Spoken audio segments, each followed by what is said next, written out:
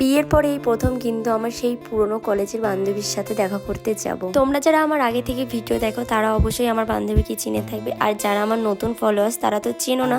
তো চলো তোমাদের সাথেও আজকে আমি আমার পুরনো সেই কলেজের বান্ধবীর সাথে পরিচয় করিয়ে দেবো। তার জন্য কিন্তু দেখো আমি সুন্দর করে এখন সাজুগুজু করছি। আর জানো তো আমি ভেবেছি যে বান্ধবীর সাথে প্রথম বিয়ের পর আমি দেখা করতে যাচ্ছি, তার জন্য ভাবলাম যে আমি একটু শাড়ি পরে সাজুগুজু করে যাই। বান্ধবীর সাথে আমি এখন দেখা করতে যাচ্ছি। তার বিয়ে হয়েছে কিন্তু আমার বিয়ে ঠিক 1 মাস আগে।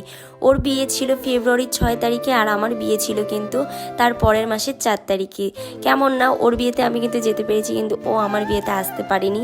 কারণ হচ্ছে ওর বর ছিল আর্মি, আর আর্মিদের জানো তো একটা নির্দিষ্ট টাইম থাকে ছুটি নেওয়ার আর ফিরে যাওয়ার।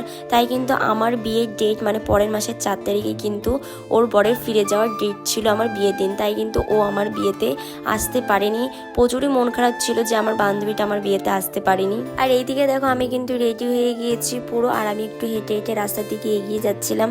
আর উর্মিকে বলেছিলাম যে তোর দাদা তো নেই, তো দাদা বর্ধমান গিয়েছে, তো আমাকে এখন কে দিয়ে আসবে তোদের বাড়িতে। আর স্কুটিটাও বাবা নিয়ে গিয়েছে, তার জন্য কিন্তু উর্মি একটা ভাইকে পাঠিয়ে দিয়েছিল আমাকে নিয়ে যাওয়ার জন্য।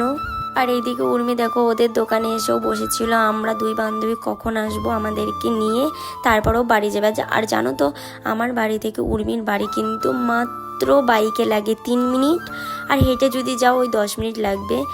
তো দেখো চলে এসছে আমাদের নতুন গেস্ট, মানে আমার বান্ধবী রূপরেখা। তো ও কিন্তু আমাকে আসার সময় বলেছিল বান্ধবী একটা টিপ নিয়ে আসবি। তো ওর জন্য দেখো আমি হাতের লাগিয়ে নিয়ে এসেছি একটা টিপ, যাতে পড়ে না যায়। তো তারপর ওকে কিন্তু আমি টিপটা পরিয়ে দিলাম। তারপর কিন্তু 3 বান্ধবী গল্প করতে করতে ওদের বাড়িতে চলে আসলাম। উর্মির এই ঘরটাতে সিরিয়াসলি বলছে আমাদের বন্ধুত্বর প্রচুর স্মৃতি আছে। উর্মির বার্থডেতে আমরা এসে অনেক অনেক সময় কাটিয়েছি, গল্প করেছি। আজও কিন্তু মনে পড়ছে এই রুমটার কথা। বিয়ে হয়ে গিয়েছে তো কি হয়েছে।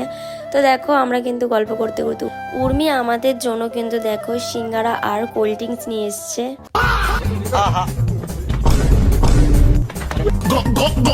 कौन है ये लोग?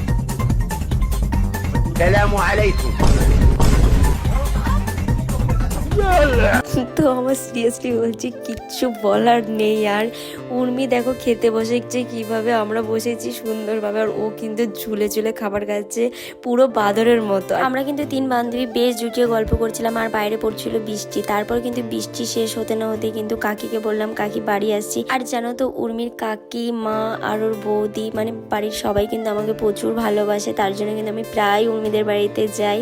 তো দেখো তারপর গল্প করতে করতে কিন্তু আমরা 3 বান্ধবী চলে এসেছিলাম রাস্তায় গেছে। তারপর রূপরেখাকে কিন্তু উর্মি একটা টোটো ধরিয়ে দিল, ও টোটো করে বাড়ি চলে যাচ্ছে।